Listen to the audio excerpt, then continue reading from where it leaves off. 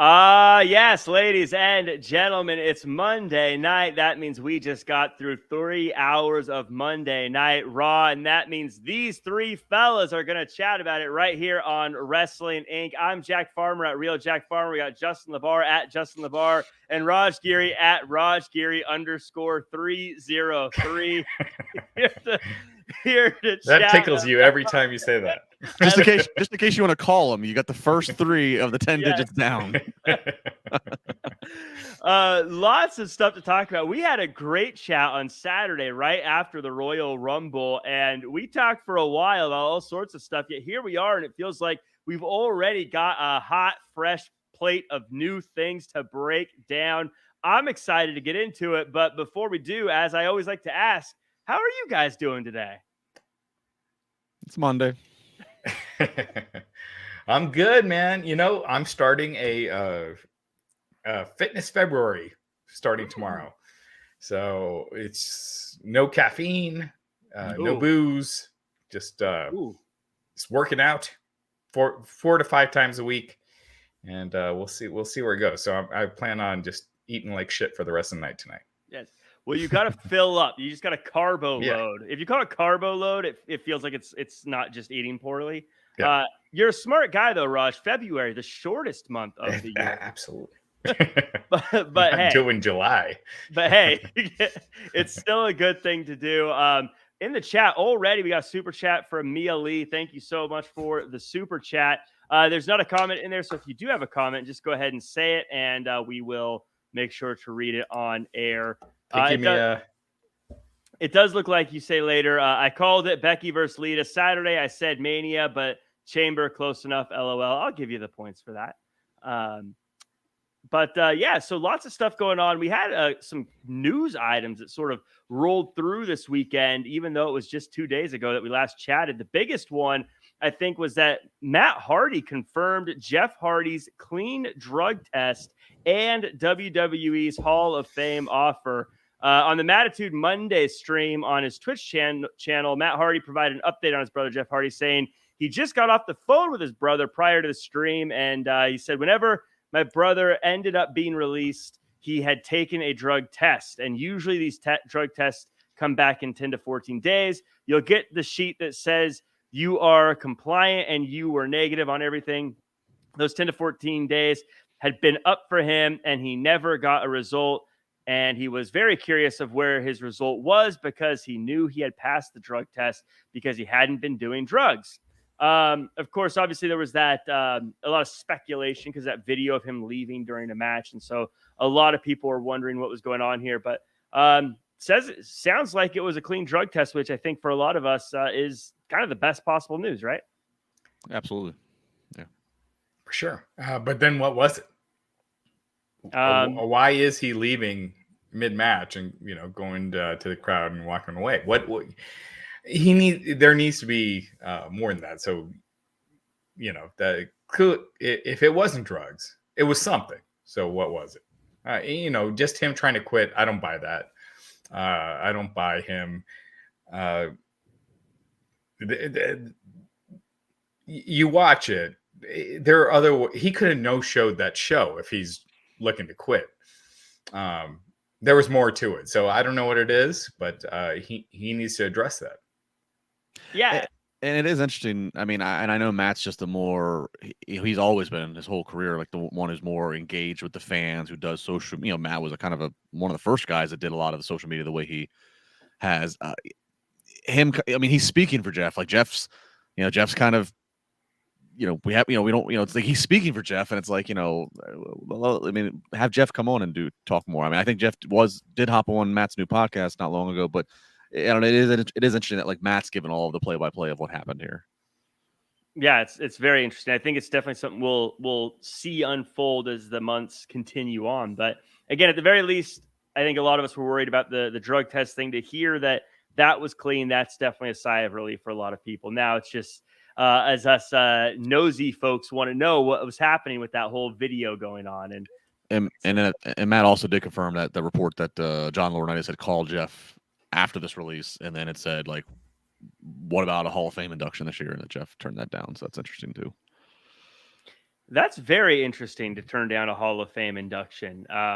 Because that would tell me that something was awry with things. Again, I'm speculating, but also you turn it down because if you agree to a Hall of Fame induction, then you're back under their control. Whereas if he waits out his 90-day, which would be up in March, he's free to do whatever. And him and Matt are already taking independent bookings and appearances, and of course, the treasure land of AEW, of course, is in everybody's mind of an eventuality. But if he takes the Hall of Fame, they probably lock him down so he can't do that.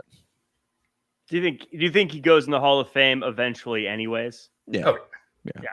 No, as a tag team, I don't know about a single star again, but as a tag team for sure. He was a WWE champion. People, yeah, but I mean, they're like the Steiner brothers. You'd say, yeah, of course them, but it's not the Hardys will. I mean, absolutely the Hardys. The Steiners will go in at some point as well. And when Braun Breaker's of enough of a name, he gets to induct them. That'll happen. Yeah, maybe that would be a very interesting. Scott definitely did burn some bridges.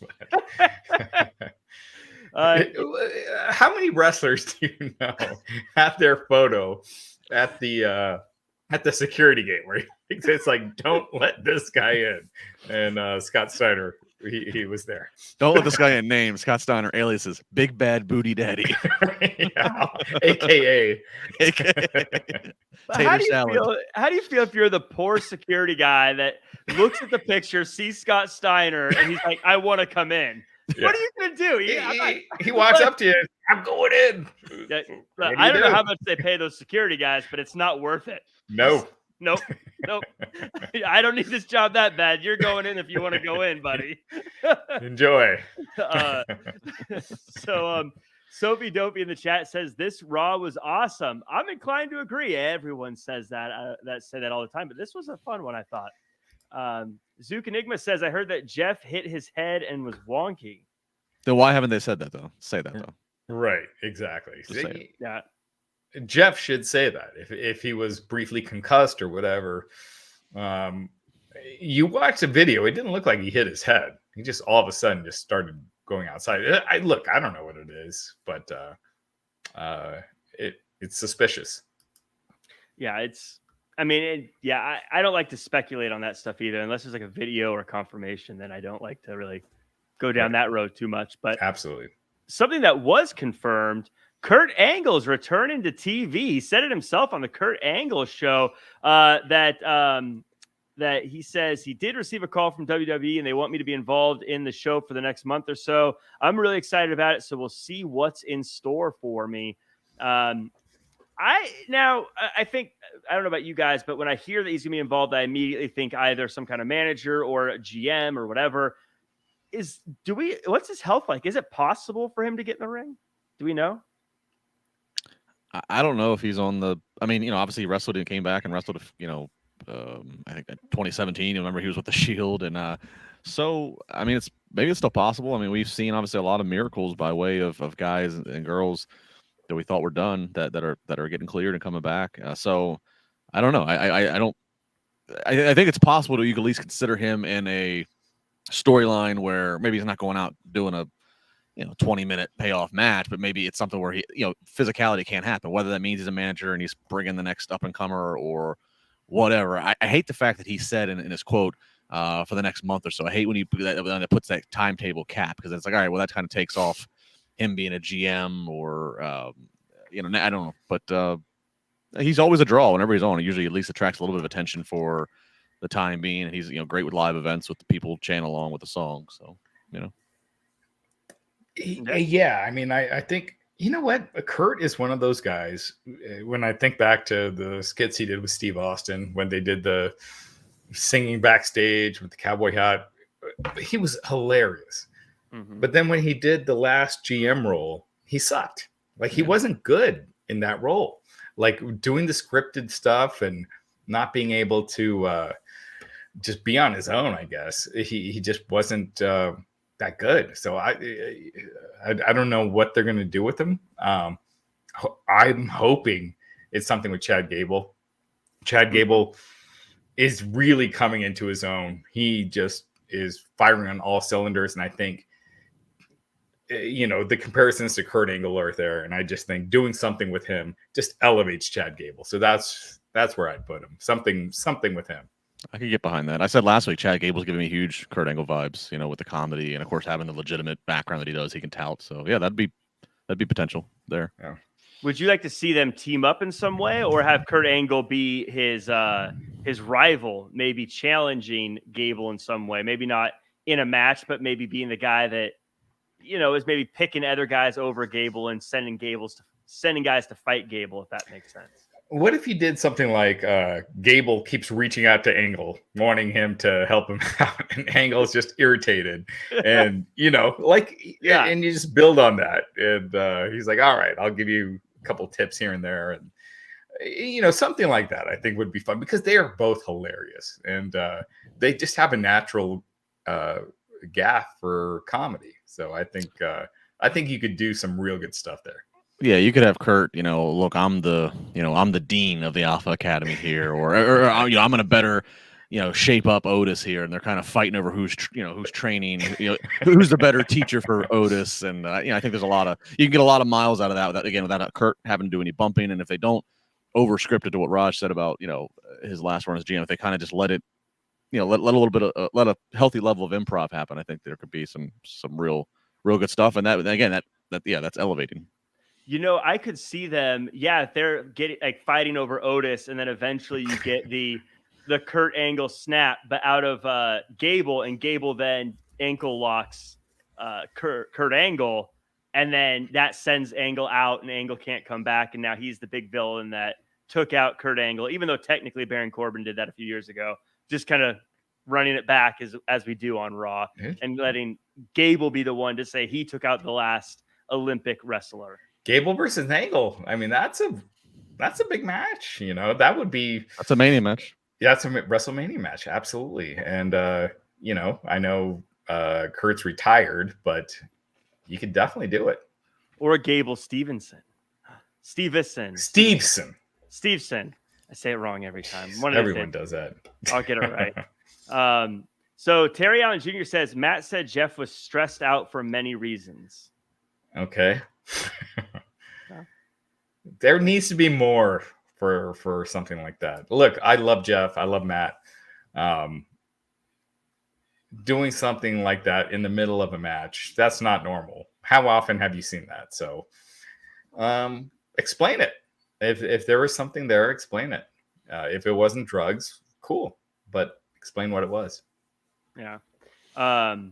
So before we get into the show, I do want to say real quick, thanks to everyone who's joined us in the chat, whether it be Jason, whether it be Francesco, whether it be Bernie, DC, Doom Tribe, Joseph Boza, Michael the Virus, Ryan, all of you guys, thank you so much for being here. If you're listening afterwards, or if you're on YouTube, remember to like, comment, share, subscribe, 5-star review, all the good stuff.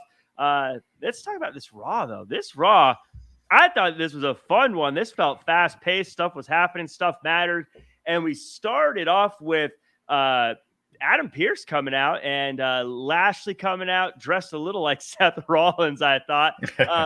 But they say that the Elimination Chamber is too dangerous. And it ends up, even though that may be the case, not only is Bobby Lashley going to be in the Elimination Chamber and defend his title, but Brock Lesnar is putting himself in there. And I know I wasn't a big fan of a lot of things and of the Royal Rumble, and I know that I feel like I know where the Elimination Chamber is going. I'm excited to see these two guys in an Elimination Chamber match together. I don't really care, but Justin LaBar, how do you feel about this opening segment?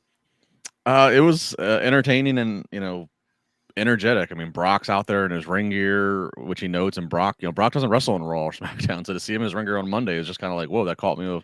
He wasn't Cowboy Brock out there, so this was energetic. I mean, Brock, making them hit the dump button, just cursing out of his mind, but he's Brock Lesnar. Yeah, I mean, I'm looking forward. I can't remember him ever being in the Elimination Chamber match, so he's never been one. Okay, so that's exciting, and obviously, there's just easy marketing history of Brock inside of a cage structure. So, yeah, and then as the night would go, when we see how the rest of this field plays out, this is a pretty stacked Elimination Chamber.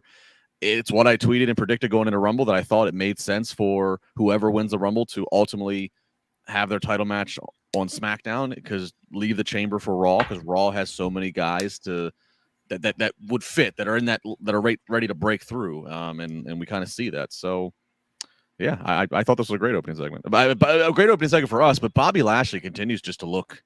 I mean, yeah, he got the win as Brock kind of mocked him, but Bobby Lashley just looks so weak. Just looks so weak in the same ring with Brock. It's a good point, Raj. Does Bobby Lashley, does it hurt him if he loses in the Elimination Chamber? Does he come off as the weak guy, or does he have to win? Does the fact that the title versus title feels like what's going to happen ruin the chamber to you? What were your thoughts just sort of hearing all this put together?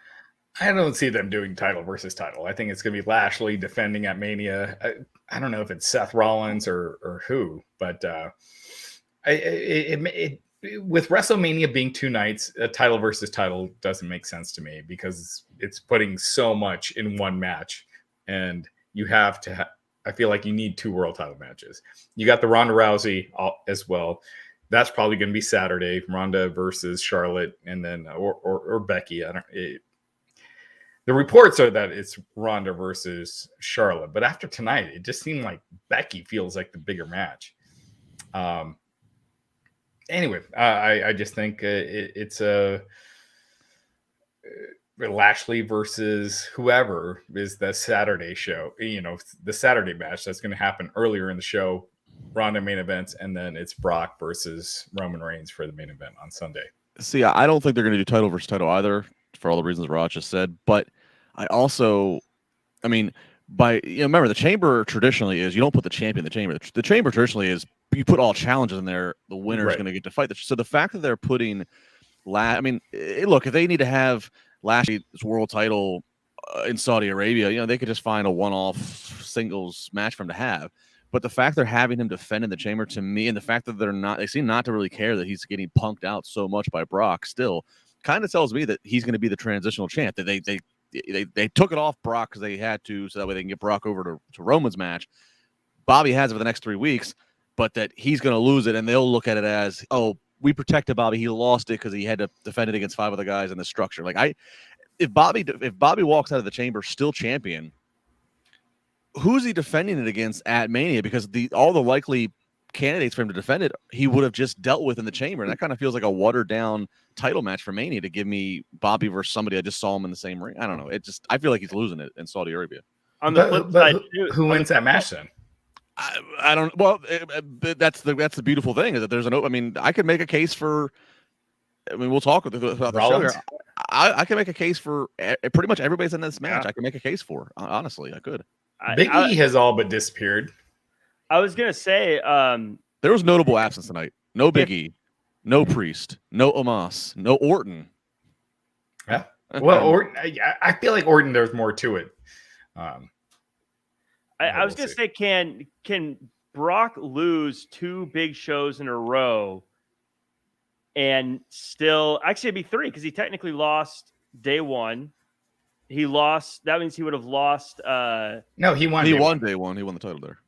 Oh yeah. He won at day 1, and he still was the last man standing tall at the Rumble. I mean, even though he lost the title match, he still won the Rumble. So I don't. He was protected. I think Brock cannot win in the chamber, and again, you can have Heyman or Roman or some shenanigans somehow infiltrate the chamber to screw Brock. So, which I think is actually what should happen to keep that momentum going. So yeah, I think you can get away with Brock not winning in the chamber.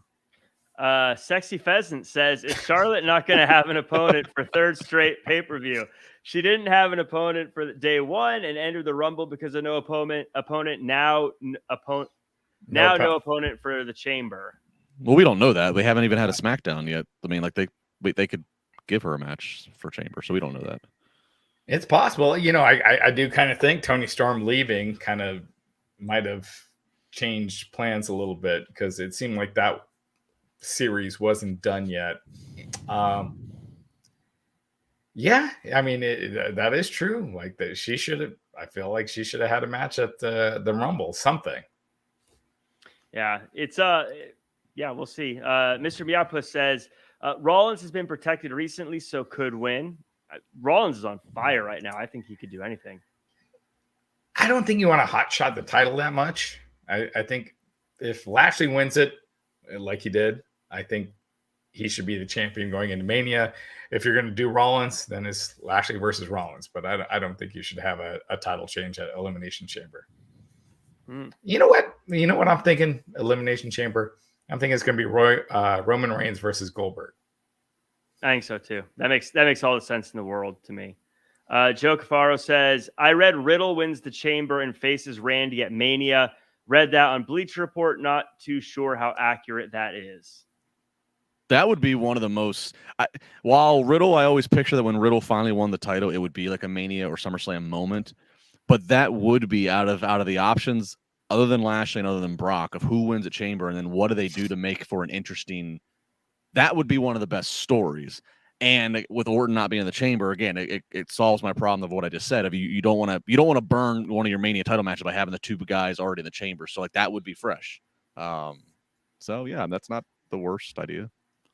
And it would give a good reason for them to break up, even though they're having fun and having success. You could see Orton becoming jealous of Riddle or something along those lines. Is it Stellar? Justin Lopez says, WrestleVotes reported there was a pitch to make Riddle Orton for the title at WrestleMania. It's weird to me Orton is not one of the participants in the Chamber. Maybe he just didn't want to be in the Chamber.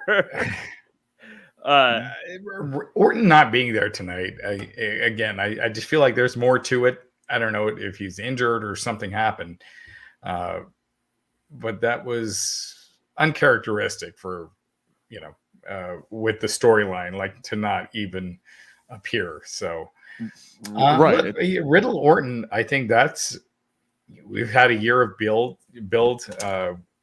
We saw them blow away Rhea and Nikki on a nothing Raw after all the history. So I just don't have faith in it, but I think it would be great because you've had that history. Riddle defending, Riddle with the world title. I like that idea. Yeah. I did and too. I think with that build, the idea of those two fighting for a world title makes it feel right too. It feels bigger and better. And you have Riddle beat Orton, and it's that much more. I think Orton beats Riddle. It's not as you're kind of. It doesn't elevate him, but him beating Orton in a WrestleMania World Title match, that does. Mm-hmm. I like it. Well, you had alluded to Rhea Ripley and Nikki ASH. They have a match. Nikki's using some sneaky moves, but the power, the strikes, even a Northern Lights suplex from Rhea Ripley. Nikki is in position to win, but she poses, and that allows Ripley enough time to hit the Riptide for a clean 1, 2, 3. Raj, kind of, I think what you were alluding to, are they heating up Rhea Ripley for something big? I don't think so. I just think, I just think they blew this off way too quickly. Like I feel like that should have been a pay-per-view match like that. Even if it's the Rumble pre-show is better than a nothing match on Raw. And I just feel like it was you're seeing this with AJ and Omos. They have all that history, and it was just a nothing match on Raw. And you have 12 pay-per-views a year. It's not like you can't find, a time to do these matches. So I don't know. I thought it was a waste. Well, I agree with you. You have plenty of premium live events in a year, so use them. But I disagree with that, Raj. I think you're better off having it be a focal point of several segments on a Raw and really have full time and payoff on Raw versus pre-show. Because even as we joke about Raw's viewership and 1.7, 1.8 million, whatever, that's still way more than people that are actually watching a pre-show of any of the events. Well, more people are watching an episode of Raw than WrestleMania, but you still, it feels bigger. Pre-show feels so relegated. If you can't make the actual main show and you're the pre-show, so you're better off being on Raw, in my opinion. Okay, then why not the pay-per-view then? Well, Rumble pay-per-view is already long enough as is. Well, but Elimination Chamber, we got 3 weeks to go. Well, maybe I'm not. Maybe Rhea's look isn't. Has Rhea gone to one of the Saudi shows? I don't know. I'm just trying to figure out. I don't know. I'm down. I'm dead. I'm kind of serious. I don't know what the Well, on the other end of that, even if it would be nice on a pay-per-view, would you be okay watching this play out for another 3 weeks? Because I feel like it's ran its course personally. It's been like 7 months, right? Why not another 3 weeks? that's fair too. It's kind of crazy too if you look. So going back to 2020 when the world shut down and we ended up having PC Mania, Rhea wins. She's in the match. Like right around Mania season, Rhea starts getting wins and she gets positioned as somebody important. And then and then she doesn't win at Mania ever. And then she's just kind of last year. It's actually she does. But then she's just kind of floundering around and we're all like, oh, Vince doesn't get her. And then here she's back. It's like she's Mania season recovered. Yeah, she was kind of sporting a new look at the Royal Rumble with the face paint, like the half paint. So I don't know. I feel like they're getting her ready for something big. I don't know what it is, but I mean, I don't know if it's just a WrestleMania season bump, but I don't know. I feel like she's going to get a little bit more than what she's been getting lately. I don't think WWE gets her character. I don't see it. We'll see. I hope so. She's uber talented. It's just underutilized. Matthew Tech in the chat says it looks like I have a black eye right here with this lighting. Okay. Anyway, Matthew Tech in the chat says, if Riddle wins, how do you book Lash and Seth for WrestleMania? I don't think if Riddle wins, it's a guarantee you have Lashley and Seth for WrestleMania. Yeah. Right. If Riddle wins, it's Riddle and Orton and Lashley and whoever. Yeah. Tim Vanderbilt says Riddle was planned to win Rumble before Brock. So the rumor circulating is that Riddle was one of the people they wanted to win. I've seen that. I gotta admit, I haven't asked around today. It's been one of those days.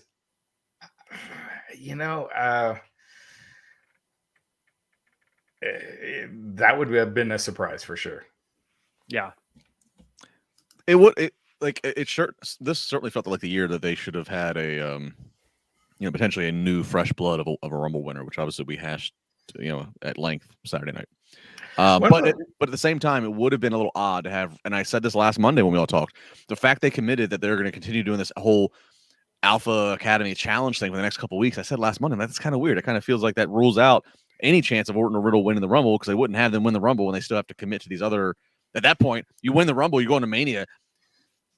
Pardon my language, but fucking Alpha Academy challenge. You don't care about that. You don't care about a scooter race anymore. So I don't know. So maybe there was like a whole lot of different options, and Riddle was one of the many options, which they just didn't settle on. Well, pump the brakes on not caring about a scooter race. Okay, that's a pretty big deal. I think it's the first.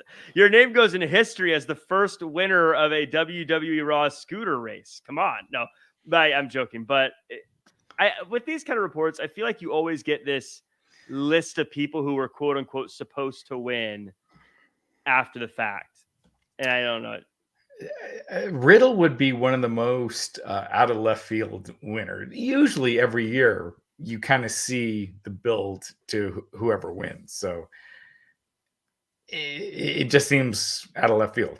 I don't know. To Justin's point, if they didn't have all this Alpha Academy stuff going on and it came down to Randy Orton and Matt Riddle as the final two, that place would have gone nuts. And I think him eliminating Randy Orton in his hometown would have been a massive, that would have been a moment, I think, a big moment that would have made Riddle feel like he's at that stage, but we'll see. Matthew Tech also says, I read Shane produced the men's Rumble match and talent were pissed, especially that he plugged himself at number 28. I mean, who knows?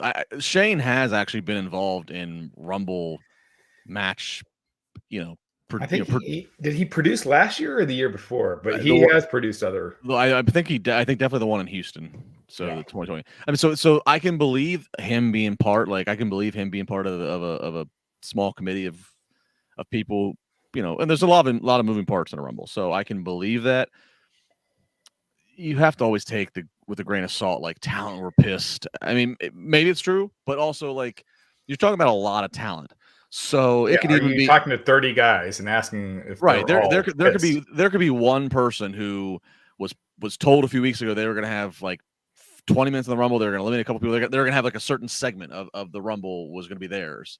And that got shifted around because of 5 other moving parts. And that one talent is the source to whatever report you're referencing, Matt. So like it could be one talent who was supposed to be there. They all of a sudden got bumped and they're number 31 and they just didn't make it onto the Rumble for whatever reason. And they are then saying, oh, but everybody's pissed that I wasn't in the thing. So it's, you got to really kind of take that kind of stuff lightly. Yeah. I mean, every year at the Rumble, there's going to be people pissed with how they're booked. You got to take it with a grain of salt. Right. Yeah. My personally, this is my own personal thing. The stuff so like last year, I got both Rumble winners ahead of time. And I refused to put that on the site. Like I was like, if you want to know, you can DM me. I'll send it to you. But I'm not going to do an article on it. I just think, in general, with news, posting stuff that's going to happen is not the kind of news I like. Like that spoiler stuff is just, I don't know. It just takes the fun out of it. The stuff I like posting in general is more if someone's released, that's news, or if something along those lines. But when you're posting something that's going to happen in 6 hours, I just feel like you're just taking the fun away from it. Well, and not to mention, Raj, and I remember that last year, and that was for you who's the owner of the site, and everything ultimately falls on you for better or for worse. I thought that was cool of you to do. And the other thing I think people forget is that like we can find out, or we can be told right now this is what's happening. It is never official until it happens on TV. Right. Whether it changes because of the natural organic chaos that is just live TV at wrestling, or Raj can probably attest. Sometimes if something does get out there, they will pivot just to pivot so it doesn't, so it disproves that report or that, whatever. So yeah, you have to be very careful about, oh, this is what's going to happen. Oh, really? Okay, let's see it happen on live TV. Right.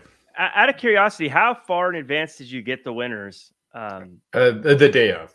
Day of? Okay. So because as we hear all these, like, this is who was picked, it's interesting. It's just curious to see how far in advance. Oh, I think that's when they decided. As soon as they decided, I got the word. And like I said on Twitter, I just said, hey, DM me if you want to know. I'm not going to post this on the site. And it was right. I remember you doing that, and I did not DM you because I didn't want to know. Sheamus is on Raw Talk. Are we getting me versus Bad Bunny at Mania? Do you mean Sheamus or do you mean you? I think it's Sheamus, yeah. I'd be okay to see Sheamus versus Bad Bunny. For as much enthusiasm as Bad Bunny has, and he's obviously worked on some stuff in the ring. I don't know. I think he's probably. I mean, they're promoting his tour heavy, so he's probably back on tour at that point. He's had to delay his tour since the pandemic, obviously. So, yeah, the tour doesn't start until like August, right? Oh, it's not. Oh, okay. Well, if it doesn't start till then yeah, maybe he is at Mania again. Who knows? I don't think it'd be a long match with Issa. It'd be fun to see. She knows. she has it in her calendar when the tour starts. Let us know, Issa. Does it start in August? But she has the date, the location, the ticket prices, everything ready to go. All right. Keith is saying he has 2 sold out concerts during WrestleMania. So, all right. I love that picture, by the way. It's surfacing of Bad Bunny backstage talking to the Undertaker. It's just like, what are they talking about? You know what it looks like? It looks like Bad Bunny is asking Undertaker, like, oh, which of my songs is your favorite? Taker's like, oh. He's like, who? And he's like, who are you? Okay, well, I got to do this. Look, like it's the lighting. Okay. Raj never mind. It looks like I have a black eye. Raj is roughing people up who question his journalistic. My underground MMA. Raj is taking it's Raj Underground. Wrestling Underground. Are you going to Raw next week in Denver? I am. Oh, who's doing the podcast then? Oh, geez, yeah. You guys, thanks for letting us know. Okay. Yeah. He's like, I've known for weeks, by the way. So there we go.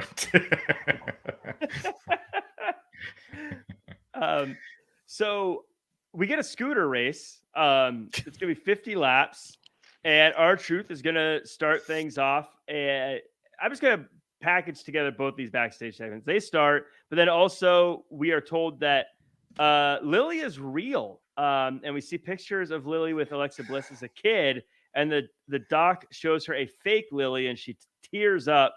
Of the two segments, Raj, which one was the better of the two?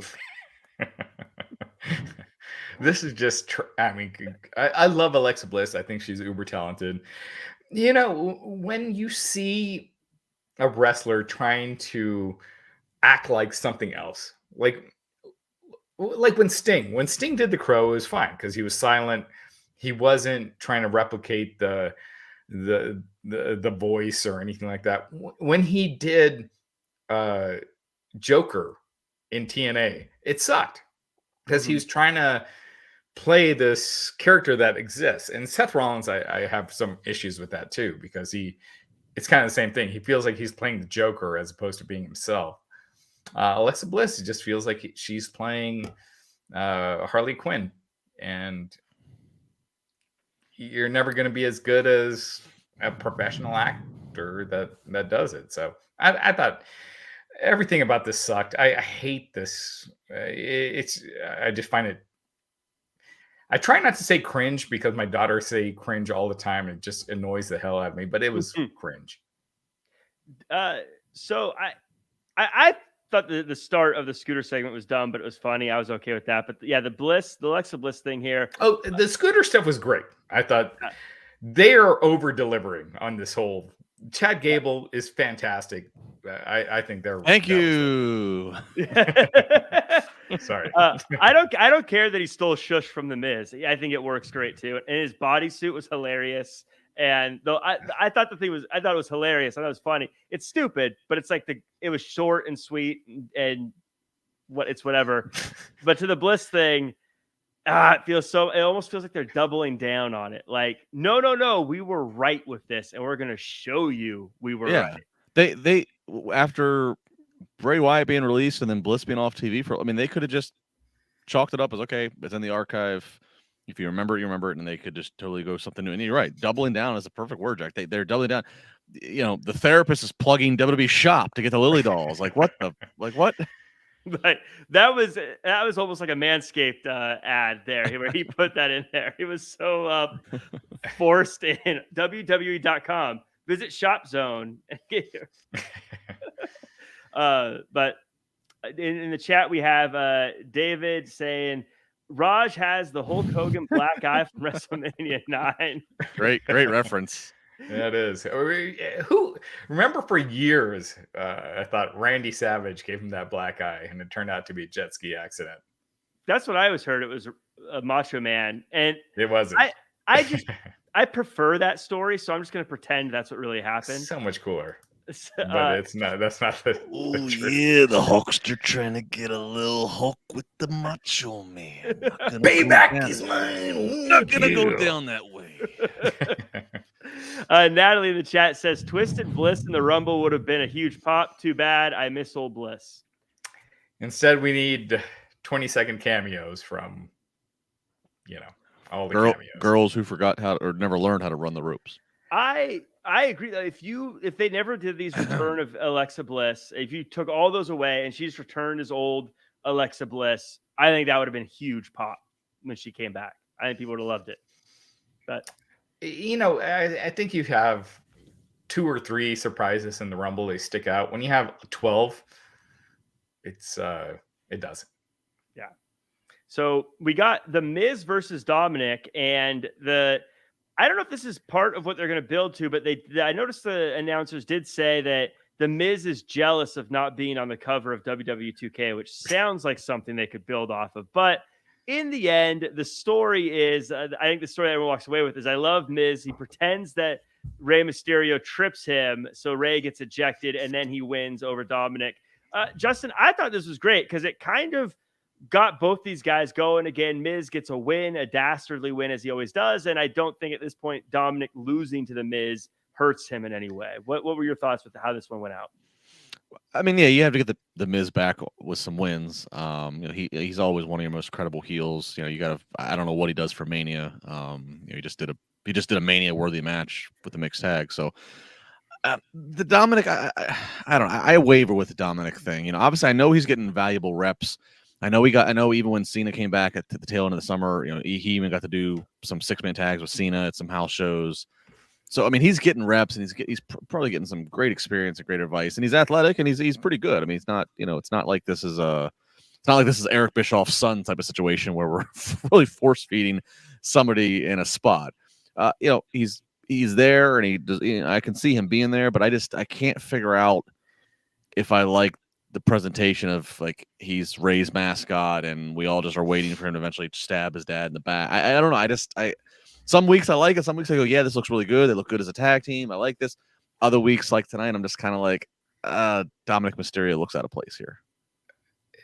They're turning Dominic Mysterio into the Brooklyn Brawler, like just a job guy. It feels like nothing. It takes nothing to beat him. And look, when they did Owen versus Brett back in the day, Owen still would get wins here and there. He wasn't treated like a complete loser, like out in the Rumble in 10 seconds or whatever Dominic was. I just think they're killing his credibility to where a match with Rey means nothing. And I'm not saying he should have won here. I'm fine with Miz winning. I just think I just feel like they've treated him to the point where it doesn't seem like a big deal with him and versus Rey. Yeah, I think my issue with Dominic is I think he's great, but without using the words Rey Mysterio, I could not describe him to somebody. And I think that's a problem. He's Rey's son. Yeah, if you take away being able to say he's Rey Mysterio's son, I don't really know how I would explain someone who doesn't watch wrestling who he is. He needs a badass mask and he needs to kill Rey. Yeah. And otherwise, no one cares. Yeah. Yeah. Hey, Jack, by the way, we're 42 minutes in. I think it's vital to mention Veer Mahan is still coming to Raw. Veer Mahan's still coming. Still, yeah. I actually don't think when you're coming for that long. Woo! I actually didn't even put it in my notes this week because I was like, whatever. I feel like Space Mountain. I've seen longest ride in the park, baby. I've seen more Veer ads than I have seen anti-vape ads during Raw. I think at this point. Your lungs, metal in your lungs. Do you want to depressant kick? I mean, hopefully people don't vape. Yeah, don't vape. No, don't vape. So it must be working. These ads keep coming to Raw, but don't vape. So do you think this is going to be another Elias thing where it just disappears and we never see him again? No, because I think he actually, I think he worked a dark match or he did something recently. Yeah, he's been working main event. Yeah, so he'll pop up. But this, I mean, it could be. It's funny you mentioned Elias. I thought that finally they would just use Rumble as a point to have Elias reappear, and that didn't happen. So who the hell knows what's happening there? But dude, the guy has charisma, physique. I don't get why he's not on TV. I don't remember a time he came out and there wasn't a big reaction at some point during his segments, like big reactions. He could have just reappeared tonight with his guitar and a Los Angeles Rams jersey on, and it would have been golden. It would have been great. Yeah, but LA Knight supposedly is coming in soon, which is long overdue in my opinion. That guy, he's main roster. He's not an NXT. You were high on him when he was in TNA, weren't you? Oh yeah. No, he feels like a star. When he went to NXT, my thought was, oh yeah, he's doing this just to like check the box of being on NXT. I think I can remember, Raj. I think I can remember having lunch with you and your wife in New Orleans, and you were like, you went on like a quick little rant of how much you liked him. Eli Drake. It was like we were like ordering. We were like having our first round of drinks, and you like veered off into Eli Drake rant. Okay, thanks. Eli Drake. We went to that bar where you had you were in the barbershop chair, and I'm like, it's Eli Drake. He's the next guy. Spirits on Bourbon. Shout out. Spirits on Bourbon. Yeah, he is great. He's everything you want though, because he's not to go to an NXT rant, but like, yeah, he feels like he's everything you're looking for. That's exactly what he is. He's not AJ Styles in the ring, but he makes up for it with charisma and just promo ability. And that's hard to find. There's not many guys on Raw right now that can do that. Yeah. It's a fact of life. Matthew Tech says, Miz, don't be jealous of missing the trash 2K cover. That 2K cover is sick. It looks so cool. The game will probably not be very good, but the cover looks very cool. So I got a PS5. Yeah, I hear. Got it for my daughters. They were like, what the fuck is this? Thanks, Dad. It was so anticlimactic. I showed it to them. I'm like, hey, girls, you got a PS5. No, I don't know. I'm going to give them one more week. If they don't play it, then I'm going to give it away on the site. Wait, was this year's Christmas? No, this was last week. Oh, okay.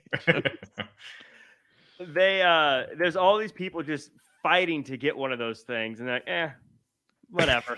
Right. I'm like, what is that? Sell it for parts. Yeah. What if I do the podcast for free for the next 3 months? I haven't played a video. Truth be told, I haven't. The only video game I played in the last decade is my brother-in-law has and I'll play Madden with him. We'll put some money down and we'll play Madden and get real stupid just to play Madden. But I feel so out of the gaming community. I feel out of the WWE video games too. I used to love the WWE video games, and now I'm out of it. Like Raw, they're the same thing every time. But dude, the NES, now I'm really dating myself. But, like pro wrestling on the NES, Nintendo Entertainment System, Mike Tyson's Punch Out. That was my stuff back in the day. Remember on the original PlayStation, the Vigilante 8 as the cars, you go around and blowing people up. Every car was like a death vehicle. I don't know, maybe not. I think Twisted Metal. Is that a Twisted Metal game? It was just like Twisted Metal, but it was a separate game. It's called Vigilante 8. I love games, but I'm always scared to start one because I'm that guy that will like, I'll play for a little bit and then suddenly like a day has passed. I'm like, oh my God, what did I do? I played video games all day. I'm that guy. Jack's sitting in the dark, his hair's out of place. It's like it's Armageddon in the farmer household. Right.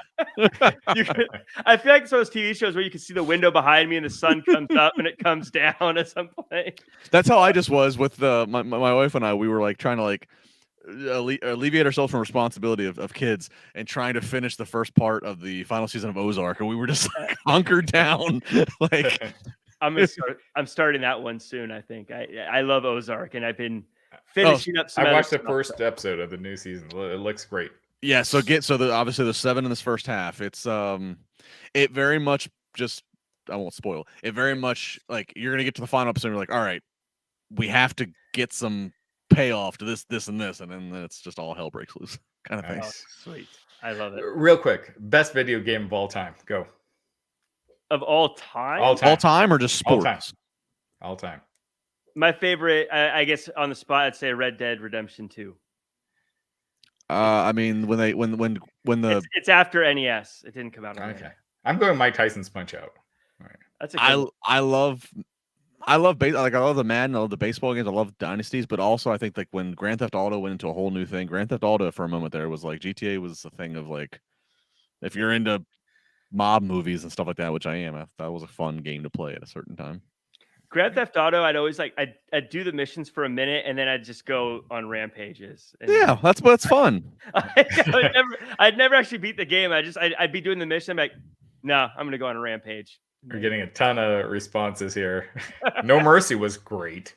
That was awesome. That was really good. That was probably the end of one of the better eras of the wrestling games. So Mario Brothers, can't go wrong. You know, it was fun too. I had a Sega Dreamcast, which that was so good. Yeah. I love the Dreamcast. I had a Sega Dreamcast, and like they had it was a time where if you had the football game for it, you had to be the Minnesota Vikings because they were the shit. But also Sega Dreamcast had a game called Crazy Taxi. That was a ton of fun. I love that game. Yeah, Dreamcast was great. It was only around. It was around for like a year. Yeah, it was super. It was like like 2000 probably. It was ahead of its time. It had the like screen in the controllers. So, like when you played football games, you could like select. You could select. You're right. Yep. Without people seeing. Anyway, it's next on the video game podcast. Crazy tax. Up, down, down, left, right. BA select start. Contra was awesome. Matthew Tech says The Last of Us Part 1. I've heard that's really good. That's another one I'm worried about playing and then losing a week of my life to just sitting in front of the TV. I have no self-control. I'm like, I got to finish this. Oh, wait a minute. This is news to me. Tango says there's a crazy tax on PS4. Really? That's...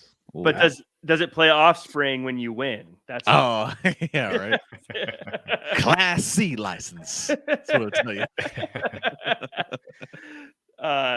So we digress. Yeah, we digress. This is like a podcast with Glenn. We just start everything but wrestling is fair game. Keith says in the chat, you know how Raw was when we talked video games. Well, this was one of the better Raws in a while, I thought. This was actually really good. Like this next part where we have Tamina taking on Brooke for the 24/7 title and the scooter race. You say that. And Riddle telling Omos he has beautiful eyes. Any thoughts on those two things? None. Veer Mahan's still coming. Okay, well, this part was great. This part I actually did really like. The Kevin Owens show with Seth Rollins. I love Seth Rollins. I loved his jacket, and I love that they were doing the whole, hey, can't you just say you won't do it if they don't let me in without having to win a match? And Seth Rollins be like, I don't know if I want to do that. And the tension they're building. And then, of course, we get Theory versus Kevin Owens, and this was yet another Austin Theory banger of a matchup. Raj, you said you don't like Seth Rollins because it feels like he's acting. I get that that's not who he really is, but I feel like it's still entertaining. You know, when he's with Kevin Owens, it feels like he's more natural. Like it feels like it doesn't feel like an act as much as when he's just by himself and he's doing the over exaggerated laugh. And I thought this was pretty good. Justin, it seems like they're teasing a Seth Rollins, Kevin Owens breakup down the road here. Which, to somebody earlier, one of our super chats were like, oh, if Riddle wins the chamber, then what happens to Seth and Lashley? And I said, why do they have to fight each other? Yeah, I think a Seth Kevin Owens Mania match, that's perfectly fine. You got 2 nights. And Austin Theory, that's kind of like the big $64,000 question. What's Austin Theory's WrestleMania match? And now it maybe could be a title match. Probably Shane McMahon. Shane's another one I've heard, or not heard. Well, not heard in the sense of but I've seen people speculate in fantasy book. But I mean, Austin Theory, he's gonna have a big match, and it's so I'm got my eye on him. He's winning. Is it Shane? Does he? I don't know. I don't know. There's so many. There was some shit I heard today that Shane McMahon was going to be in the world title match at WrestleMania for the WWE Championship. I've asked around about that, and so far, no one knows anything about that. So I cannot see that being true. If it is, I don't know. I mean, Austin Theory, so much could be applicable to his story with him, with this whole thing of impressing Vince and you could have him against Vince's son Shane. Easy story there. You could have him against Triple. I mean, I don't. If Triple H's health is better, and Triple H, he's so known for Mania matches, and now that they're back with fans, he's a Triple H versus Austin Theory, and whatever dynamic they play there. Austin Theory, again, I've said it. I don't know what this. If you could pull a John Cena out. I mean, I don't know. Austin Theory's match is one of the things I am so interested in for WrestleMania, because it's going to have a lot of attention put into it.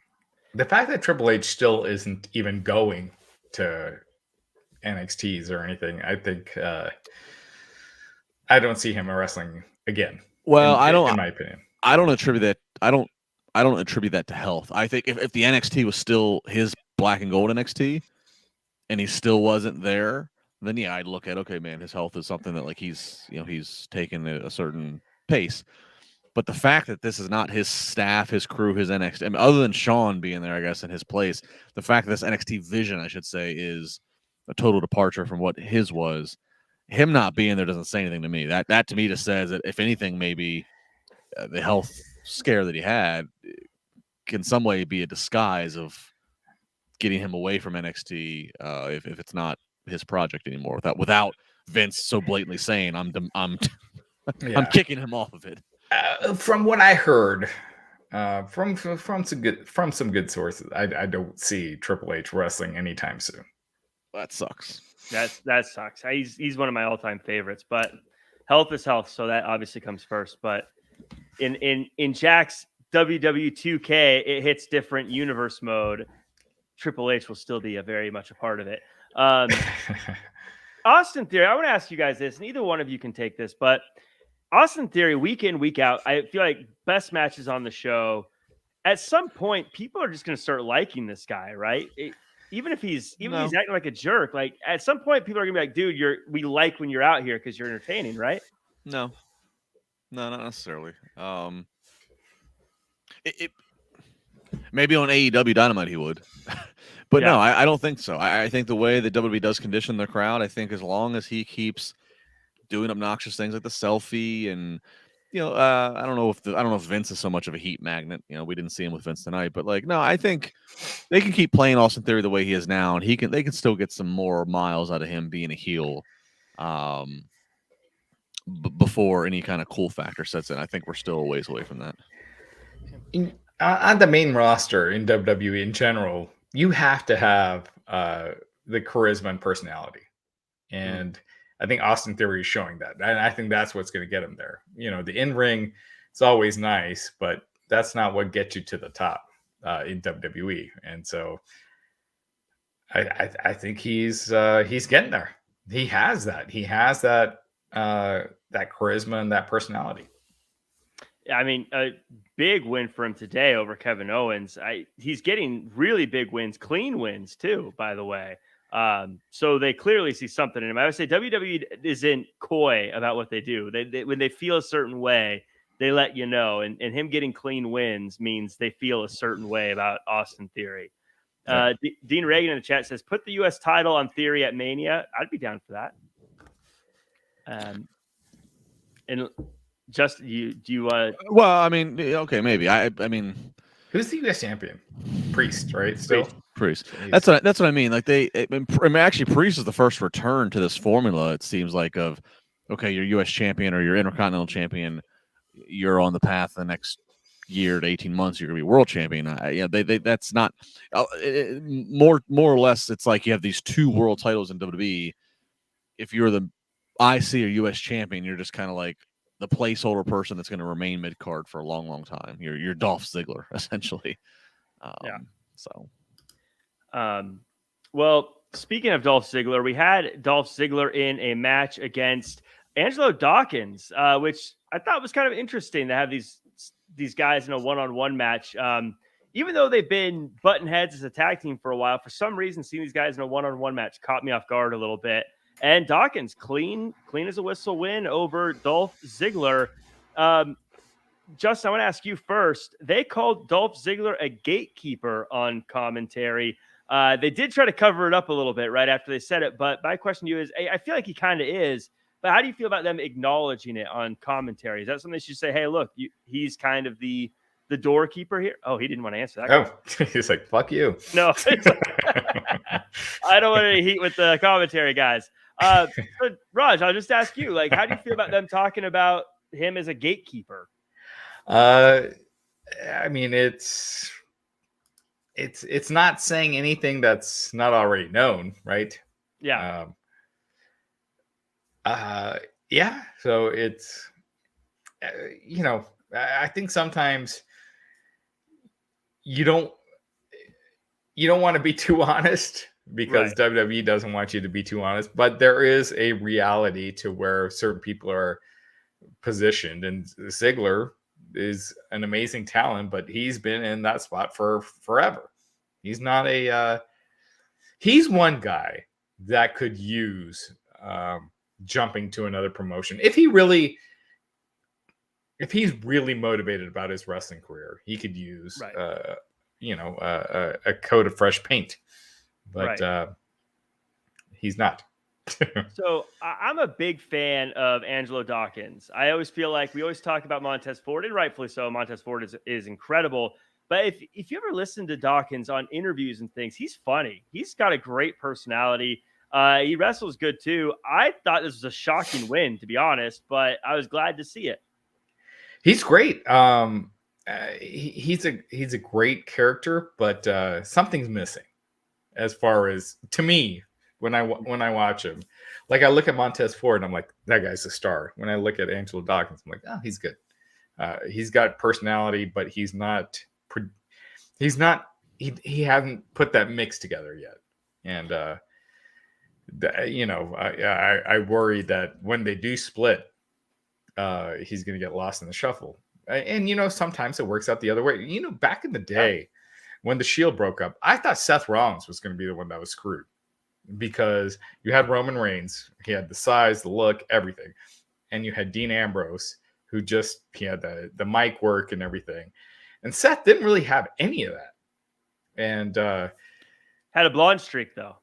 He did have the blonde streak, but I remember thinking like he would get lost in the shuffle, but he figured it out. So you can always figure it out. So, well, and at that time, we always thought, I think, that Ambrose could be the one that was going to turn on everybody. Yeah, he was going to be the Roddy Piper heel, bad guy, and they switched it completely, and Seth he thrived in that. I had a buddy that was a big fan of his all the way like back in Ring of Honor. He was like, he's a star. He's going to make it. And I'll always admit this was one of my big wrongs. I was like, he's not going to make it. He's too small. Come on. I was that guy. I was like, he'll never make it. And now he's like one of the best of all time. And I'm like, I was wrong. You proved me wrong. I'll take my loss. I'll take it with pride. You proved me wrong, Seth Rollins. And now also he's one of my favorites too. So it's double. It's not even like he's good, but it's to my chagrin. It's like he's good and I like it. And I was wrong about it. So yeah, all those things. We got a scooter photo finish. We also, by the way, had a fun little bit with the Street Profits giving Matt Riddle Riddle a drink, but not Gable, and then Otis giving him some steak sauce to drink, which was I actually like that. I don't hilarious. Again, it was funny. It's low hanging fruit, but I liked it. What I liked about it is it was quick. Like, it wasn't this long, drawn out segment. It was just a quick wham bam, get your laughs, move on. He's a fat guy, so he drinks steak sauce. I could take a sip of steak sauce. Okay, some A1 in the middle of a race. Yeah. If you ever need steak sauce, you're cooking your steak improperly. Oh, I like just a little bowl on the side, just a dab. No. If you're cooking it right, you have the juices of the steak. Maybe some mushrooms marinade, but you don't need steak. If you're cooking it right, you don't need. Okay, what kind of steak are we talking about here? Not like a fillet.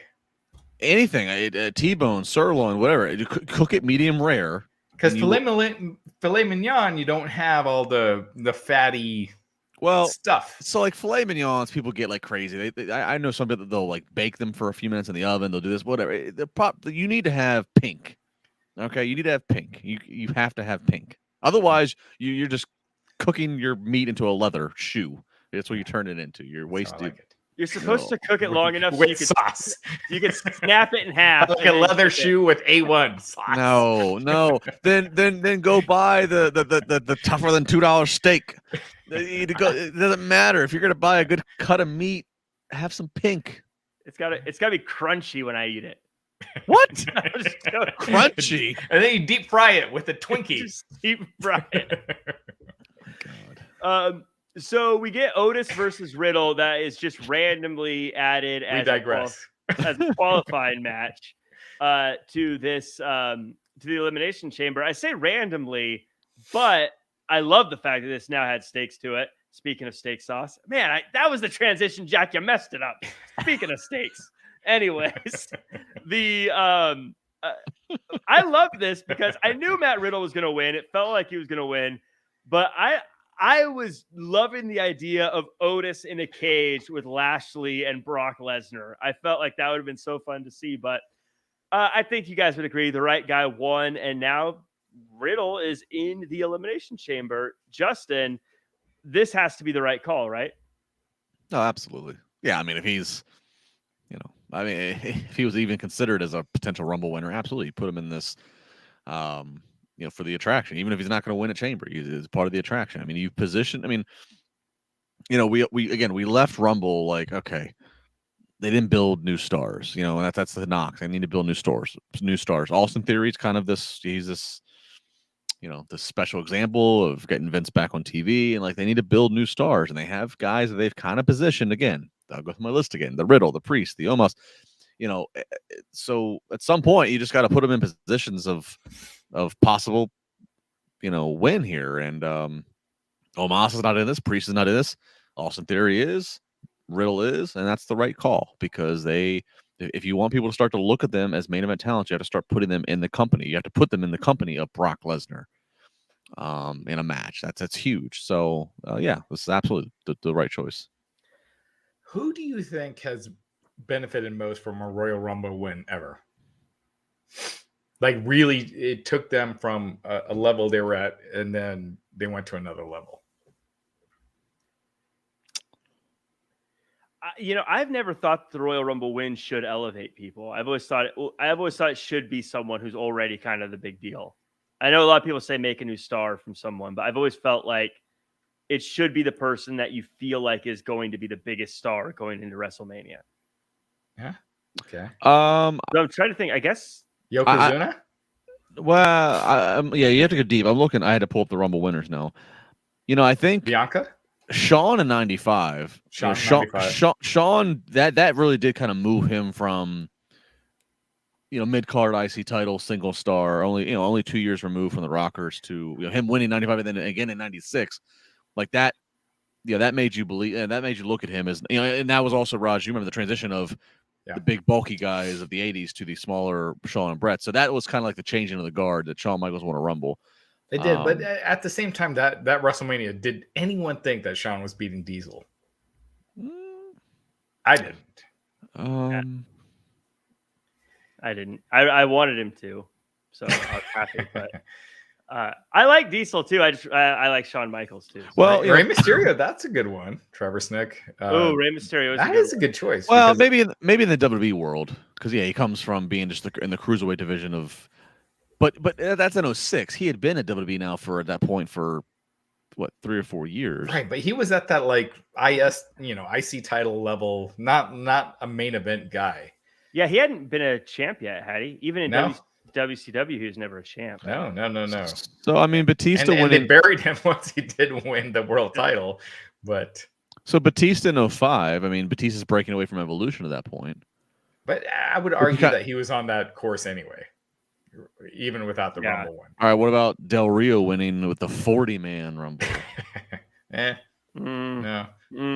When you think of the biggest stars of the last 20 years, I don't think Del Rio makes the top 20.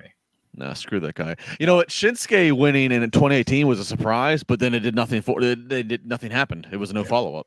Yeah. So, like, I forget that Shinsuke Nakamura wins the Rumble. Same here. Read it.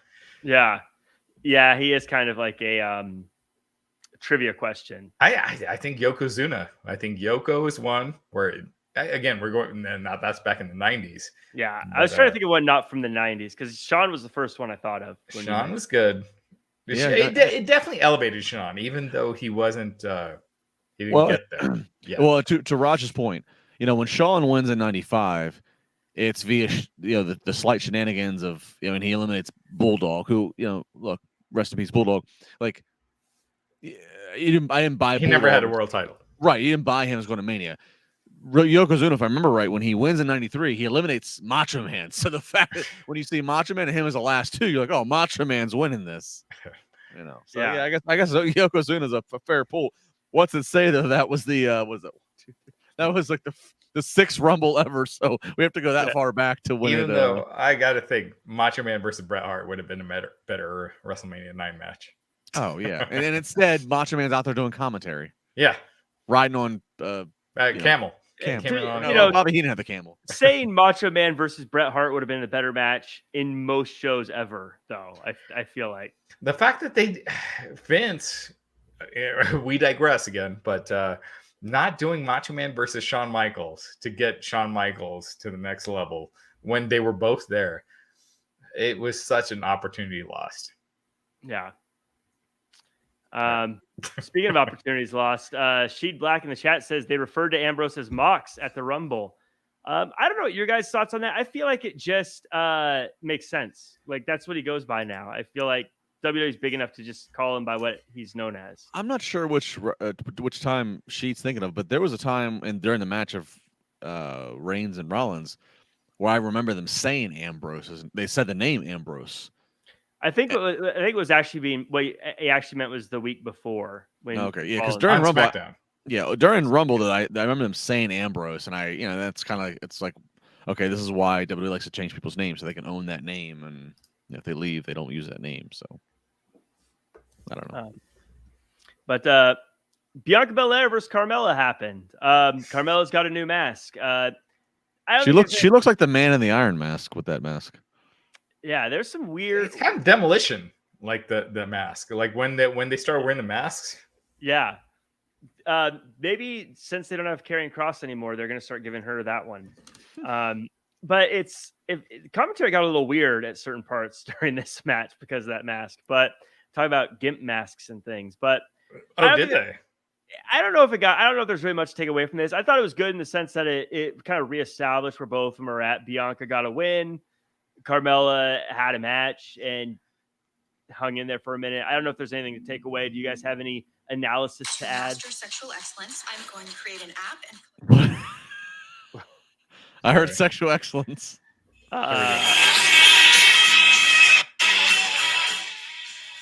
Carmella coming to the ring. One of the greatest themes of all time. Here you go, Jack. Here you go, Jack. Here's your super chat. Yes, Keith says in the chat, Corey had lied of 2022 towards Byron. When you wear your gimp mask, nobody's there to make fun of you. I missed that. That's great. Yeah, that's kind of the time. I was like, what do you say back if you're Byron? Yeah, there are two people. It's not often where you're like, Byron had a good line. Yeah. No, that was Corey Graves. Byron. Oh, that was great. That was Graves too, Byron. Wow. Sheed Black also says McAfee was the one that said Mox at the Rumble. Yeah. Yeah, I don't know if you guys have anything to take away from the women's match there, but just felt kind of like get Bianca a win, get Carmella out there. I think Bianca could use the win. I don't know what the WrestleMania plans now are. It just seems all up in the air. Bianca winning beating Becky seemed like the logical way to go. I don't know. What feels like a bigger deal to you? Bianca, I'm sorry, Becky versus Ronda Rousey or Charlotte versus Ronda Rousey? I think Charlotte, just because just the Flair aura. I feel like Charlotte, real or whatever, she has there's a certain aura around her. Do girls want to work with her? Is she what? I don't know. I feel like there's just something to play around with her and Rousey. Again, the Flair name. I feel like I've got what I've got out of Flair Becky versus Rousey. Just that marquee. I feel like I got Becky, even though she was a different iteration of Becky. I feel like I got Becky and Rousey. What is it? 3 years, whatever. What did the 2020 or 2019? Jesus, I feel like I already got that. I think Charlotte would be a more fresher take right now. Yeah, I'm more interested in Ronda versus Flair. I feel like it makes sense. It more sense for the match to be Becky Lynch, but for some reason, I don't feel as interested as Charlotte versus Ronda to me. To me, we've seen Charlotte versus Ronda. They did it at Survivor Series a couple years ago. Whereas a one-on-one Becky versus Ronda Rousey, it just feels new. And, yeah. But they want the people to cheer Ronda. They had terrible piped-in sound tonight on a close-up of her with the crowd reacting. Yeah, all right, yeah, we'll get to that. Oh, by the way, we're with Bianca. I love the stat that they showed and they talked about Bianca 3 years in a row at Rumble, lasting longer than anybody else in terms of total time, and that's a pretty cool stat. Which and shout out to her cardio that they trust her to that. They should say that stuff though. It's so easy to just throw that in and give credibility. When they say that, it doesn't hurt anyone else, but it makes her look like $1 million. Sexy Pheasant says, all right. Sexy Pheasant, to go with that music, says sexual excellence with Blue Chew. Sexual excellence. That sounds like a. It seems impossible to achieve. That's what we heard. Whenever you went to go play the thing, Raj, that's what we heard on your phone is sexual excellence. Oh, was that? Oh, that. So I searched on demolition, and that's what comes up. Little S&M coming up in your pre-roll ads there. Jeez. Boy, you got to spice it up. Sexy Pheasant continues. Ronda versus Rhea would be a lot better than both. I think in a world where Rhea was like she was in NXT, then yes. But right now, I don't know if Rhea's there. Yeah, in a world where Rhea was booked well, yes. Yeah. So a couple quick things. RKO Alpha Academy Quiz Bowl next week. And I don't know if there's really much to take from that, but feels like it's fun, but it also feels like, okay, now that we know Riddle is in the Elimination Chamber, that's what I mean. It just makes all this stuff just seem pointless. Like, I don't care. Like, I'm more concerned about Riddle and Orton in world title pictures, not. It's fun, but Gable will make it worth it. It feels well, like you'll be there live, so you can verify if it's worth it or not. Yeah, that's right. I'm going. So this is my first ever Raw, taking my daughters. Oh, that'd be fun. And WWE looks like they're hooking us up. So this is where they really become like AEW has in the past. So AEW fans will be like, "Oh, you're WWE mark and whatever. You're on their payroll." Right. I feel like this is like the last 2 weeks of work after you put in your notice where like it's fun, but it doesn't matter. Julio Villasenor says, when are they going to announce Taker for Hall of Fame? Not until they announce when the Hall of Fame will be. Yeah. That's the first step. So I've been a little out of the loop. It's just been a crazy few weeks for me. Did they say that the Hall of Fame is taking place after SmackDown? Is that what they said? They haven't confirmed that. All they've said is that there will be a Hall of Fame and there will be NXT, but they haven't confirmed the dates, time, and location. But there was a rumor that it's after SmackDown, right? Rumor. Okay. Because, I mean, if it wasn't, you would think that there would be tickets on sale by now because we're, 2 months away. Yeah, getting pretty close. Yeah, I mean, like, look, the Hall of Fame has become like a wrestling event where you want to sell tickets to it. You have a card that's staggered. But look, I mean, the last Hall of Fame they had with fans, if I remember, because I was there, was the staging was in the ring, no barricade, the terrible effing fan that tackled Brett. Who knows? They might move back to a more private ceremony that's just made for TV, made for Peacock. This seems like they're going to do it after SmackDown, like at the SmackDown taping. Like it's not going to be a separate thing. We'll see.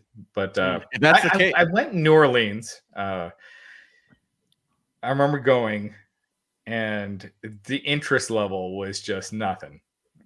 Like people are just leaving left and right. The arena was half full. Yeah, I just don't think the Hall of Fame is the draw that it used to be. But to my what I've suggested and tweeted, if the class is just The Undertaker, if The Undertaker's going to the Hall of Fame, it's a much more interesting class. Just one. Don't water it down. Just need him. Just him. I think the time of day and how long it matters. Because especially the week of WrestleMania, so much is going on that week. Also, it's not like there's nothing else in town doing shows either. If there wasn't like all these other shows happening in the town that same time, then I could see someone saying, I'm making it WWE week and we're just going to do a bunch of WWE stuff. But if I'm in town and they've got all these other shows happening. I'm going to be like, let's do this for WWE. Let's do that for this time. And I don't know. Yeah, it'd be tough to justify a Hall of Fame, I think. And to Justin's point, I feel like if I'm there and I'm talking to my friends, I'm like, the Undertaker's going to the Hall of Fame is a much bigger sell than the Undertaker's going, and so is SD Jones and Iron Mike Sharp. Like just the Undertaker feels like a much bigger deal than a bunch of and if you need to fill an hour of that for TV for Fox or USA or Peacock, wherever it airs, you can have 3 or 4 keynote speakers in Taker's career. You can have Kane, you can have Vince, maybe you know, Mick Foley, Stone Cold. You just have The Rock. Yeah, you just have a list of I don't know if The Rock can make the Hall of Fame, by video. Wow. But point being, you just have a list of like influential people to his career. You know, even Bruce Pritchard. You know, because Bruce was, you know, you just that you have 40-45 minutes of keynote speakers, and the last 15-20 is just give him the floor. And he should be on Raw, I think, that Monday too, doing his. We finally get that farewell in front of fans. Yeah. Natalie in the chat says Becky versus Ronda is more interesting to me. I want story to continue. We never got that one-on-one. Agreed. We'll talk about that in just a moment. But first, we have a match that is pretty incredible. I'm surprised I haven't seen it more. AJ Styles versus Rey Mysterio. I thought it was solid. Back and forth, and I'd be down to see them do this again on a big show. Clean win by AJ. He's going into the Elimination Chamber. Justin, let's start with you. Comments on the match, and now that we know all the participants, how are you feeling about the Elimination Chamber? Well, you know, really good match between these two. You know, commentary set it up. You know, neither of these guys are. They're pretty equal as it comes to speed and high flying and everything. And this is kind of a little bit of a dream match. You know, this is not a match we've seen a bunch of times, and their careers have been different, you know, areas. So this was, you know, arguably you could have ended Raw with this. You know, they didn't, and we'll see why. But yeah, this is good. And but yeah, absolutely. When I knew that this was a winner goes to Chamber, AJ, you put AJ in the Chamber over Rey. You know, I think Rey's world title days are certainly past him. He's there to be there to earn a paycheck, but obviously more personally to liaison his son's career in. So yeah, AJ being in this chamber with Brock, with Riddle, you know, absolutely. Mm-hmm. And Raj, any I kind of felt like this should have closed out the show, to be totally honest with you. I mean, I get why they didn't, but any thoughts on now that we have AJ in the match? It feels like they teased that Rey was going to be in a rivalry with Miz anyways. Yeah, beforehand, I had tweeted this out before, but I feel like this match on another platform is a main event. Like if it's in AEW or if it's in any indie, that it's a dream match. And it just was kind of like a nothing match on Raw. That being said, it was fine, but I just felt like it just didn't feel as big as it should have been, because these are two legends, you know, AJ Styles and Rey Mysterio. When you really think about it, when you think about that freaking history, I had tweeted earlier, if Rey Mysterio versus Eddie Guerrero was one of the few matches that I try to watch once a year. The 97 Halloween Havoc match. He's just been one of the greats for so long. AJ Styles has been great forever, and having those two going at it, it shouldn't have been a throwaway match. It was, but it was what it was. And to your point, it's weird. I know they've been in matches before, but it feels, when this happened, it feels like it's so rare. It didn't feel like a rematch of any kind. It had that like, oh, we're finally getting to see these two in the ring together feel to it. Right. Which would have been great to see at a WrestleMania or something. This could easily be a pay-per-view match. If it's somewhere else, it's a pay-per-view match. Premium live event. Live event. Yeah. A PLE for short. Sheed Black says, is Ultimate Warriors class the best Hall of Fame class? I don't remember the class. What was Warriors class? So Warriors class is pretty good. So you had because Hogan had Piper. Yeah, but so this was in New Orleans 2014. That you had Warrior, Jake goes in. Yeah. Jake the Snake. Lita goes in, inducted by Jake Trish. said he was going to beat up Warrior, which was total bullshit. Paul Bearer goes in. You remember Kane inducts him. Paul Bearer's kids are there. Taker makes a little symbolic thing. Carlito and them go AWOL on inducting their father Carlos. Razor goes in. Scott Hall makes his famous, bad guys live forever speech. I mean, that's a pretty Mr. T, my mama. That's a class with the 45-minute speech. That class, that front to back, that class is pretty stacked. That is stacked. Yeah. But Hogan and Piper, you can't beat that. But who else? Wasn't that Orndorff as well that year? Was it 05? No, 05. This was the Hogan year that was WrestleMania 30, right? No, 30 was 2014 with the Warrior. Well, okay, so WrestleMania, no. The Trump one, right? Wasn't that the one where he got inducted? I mean, the match with Trump, or when Trump was inducted? In the match with Trump. I thought that was Trump, the year. Trump was in the match in 07 with Austin, Lashley, and Umaga and all that. Yeah. Well, wasn't that the year that Hogan got inducted? Mania 23. Hang on. I was at that Mania. WWE 20, what did I say? 2007 Hall of Fame. Here we go. Hogan, Piper, Sheik. Oh, well, 2000 WrestleMania 23. 2006. There we go. 2006. That was it. Nothing makes me feel older than hearing the people who went into the Hall of Fame like 15 years ago. Like I used to, not only did they retire a long time ago, but they went into the Hall of Fame a long time ago. It makes me feel very old. Man, yeah. Hogan was 05. Yeah, 05. So Hogan, Piper, Cowboy Bob, Orndorff, Sheik. I don't know. I kind of think the 2014 class is probably, I don't know. Over Hogan, Piper, and Sheik? Well, because then who else you had? You had Cowboy Bob, Jimmy Hart, Nikolai Volk. First WrestleMania. Yeah, from a historical standpoint. But when you look at 2014, when you look at Paul Bearer, Jake the Snake, Razor, Lita. Hogan alone. I mean, Hogan and Piper, too? Hogan two of the biggest names of all time. Look, that class is basically homage to Mania 1. I'll give you that. That's what that is. The whole Orndorff. You're saying Warrior and the collection of Warrior, Jake. Also think about over Hogan and Piper. Warrior, Jake, Scott Hall, Lita, Paul Bearer. You guys, we need to make this a poll on Twitter.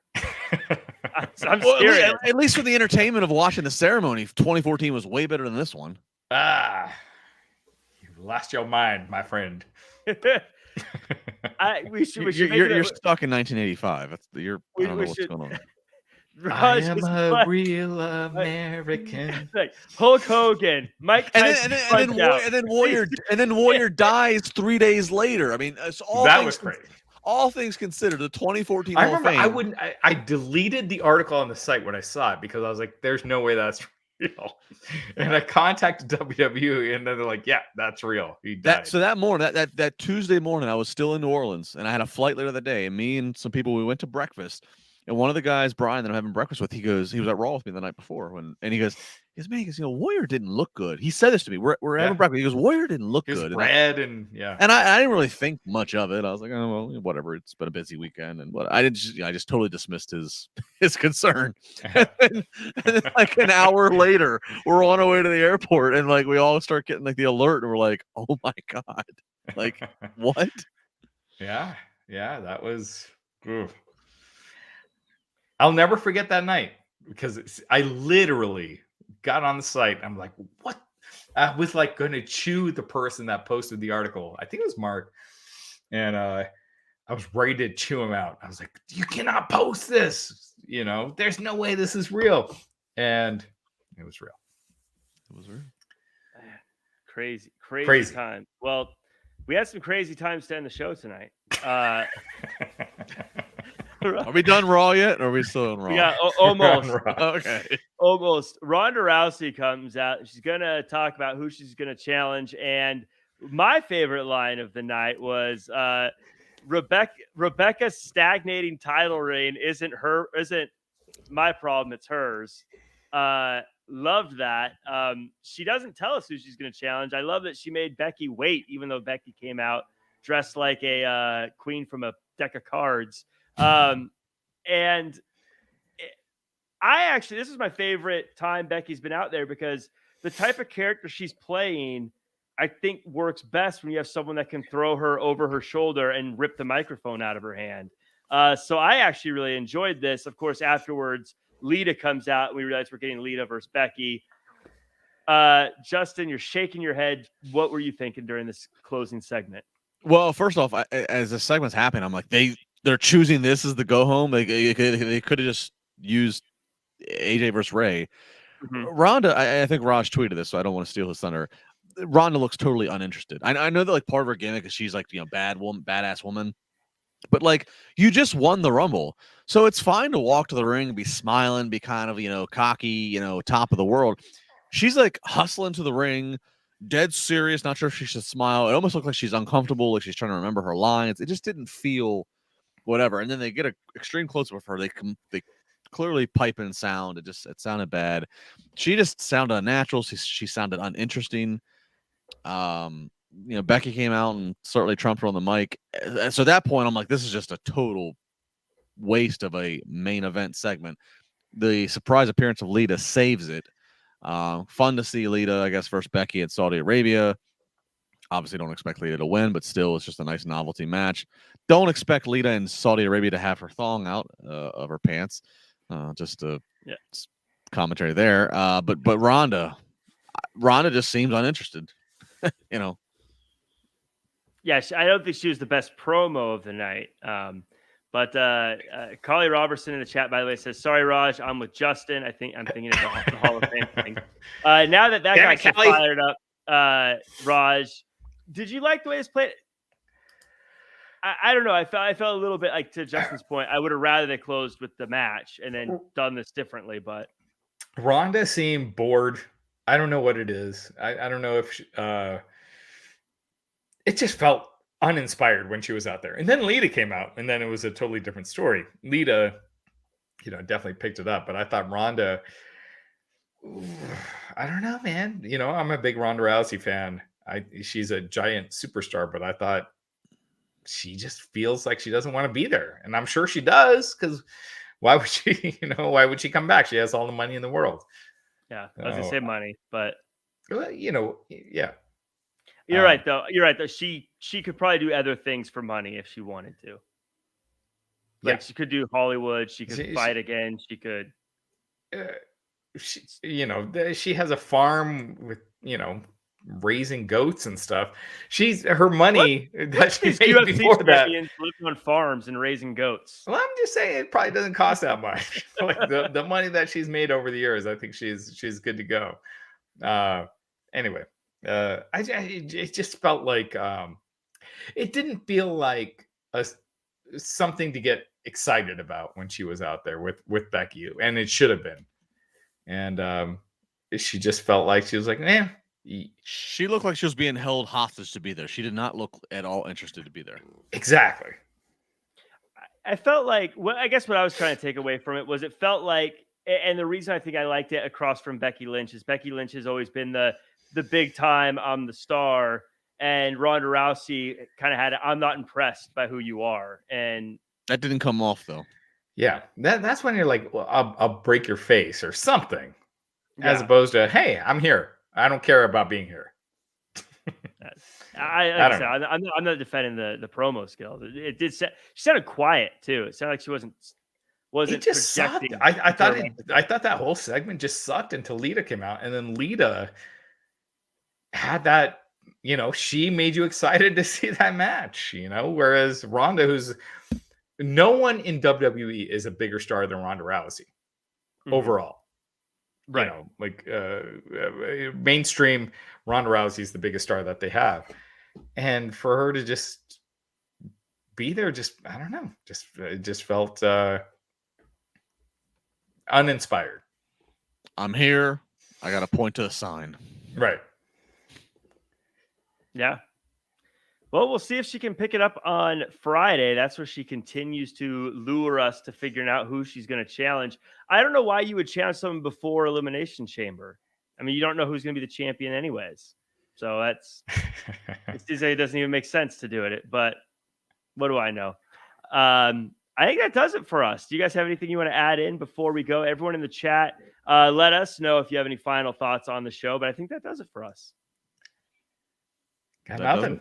Thank you. Nope. Looking forward tomorrow night here in Pittsburgh. I'll be live for Washington Capitals at Pittsburgh Penguins hockey. So looking forward to that. Looking forward to Wednesday with Alfred for AEW, a big AEW show here. We'll be talking about Wrestling Inc., CM Punk versus MJF, all that's going on. So looking forward to that. And then next Monday with Friday busted open. The next Monday with you, Jack, and Sans Raj Giri. I know. I will, dial in. But from Raw, from backstage. Yes, from Raj online too. I want to see you like selfie talking to your phone on the show and like buddying up with Nick Khan and everyone else you hang out with backstage at the WWE shows, and me and Nick taking shots together. I want to see you telling Vince McMahon like how to use Austin Theory and how to abuse him going forward, and just all the people you usually hang out with. So Raw is going to be on Sci-Fi next Monday. I think that's going to be the lowest rated Raw in history. Yeah, and that's the one I'm going to. What a blow! A blow. Do you think it'll be low enough that AEW numbers will come close to it? No, I think AEW beats it next week in total numbers. Total viewers, I think it's going to be close, but in the demo for sure. Yeah, the demo, I'm guessing for sure, but in total numbers, I don't know what the difference is. Even though it'd be a little bit of a unfair comparison, it feels like it'd still be a big win for AEW to beat a Raw. There are some journalists out there who acted like FS1 and TNT are equal footing, and they're not.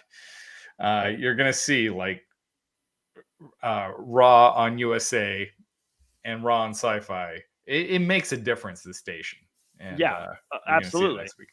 Oh, and by the way, I'm not saying it's fair to say that like they beat the numbers. I'm just saying, but from an optics, just to be able to kind of put it on the mantle and say we beat Raw one week, I think would be something they won't let us forget it. Look, I mean, you know what? AEW, they beat a Raw in 1849 last week, the week before last week, because Raw was against a playoff game, but they didn't brag about it. So I think they know, like, they're taking context into it. Yeah, that's smart. But I think that does it for us.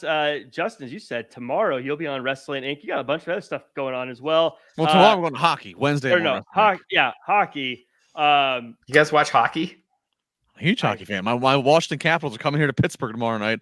I got the luxury suite. I'm gonna be sipping the bubbly, watching Alex Ovechkin of the Capitals stick it to the Pittsburgh Penguins here in Pittsburgh. I keep getting invited to, so I get like club seats to the Avs games, and I'm like, no, I'm good.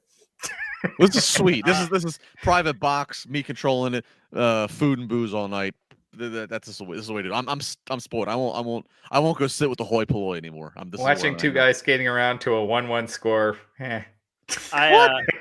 Oh, come on, Raj. I say I'm a Kraken fan because it's Seattle's team, but I haven't watched a game yet, so I'm kind of a phony. Nobody's a Kraken. So I went to an Avs game a couple of years ago, and I was like, I did not realize that it's thirds. Like you don't have the quarters. Yeah. And so that. I was a semi Penguins fan for a while because I had a hockey game and Mario Lemieux was incredible, so I always played as them. That's the whole story.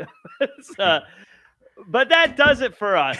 Make sure to follow Wrestling Inc. for all the news. You're too pretty to play hockey, Jack. Oh, I would never play hockey. I can't even roller skate, let alone ice skate. But follow at Raj Giri _303. Follow at Justin LaBar. Follow at Real Jack Farber. Dial him up. Everybody in the chat. 303. Wait, what's the rest of the number? Hang on. Let me give it out. Are we off the air yet? Don't do the Raj Giri 302. There's a Raj Giri 302 that's just frustrated with all the wrestling stuff they get tagged in. That does it for us, everyone. Thank you so much. We'll see you next time.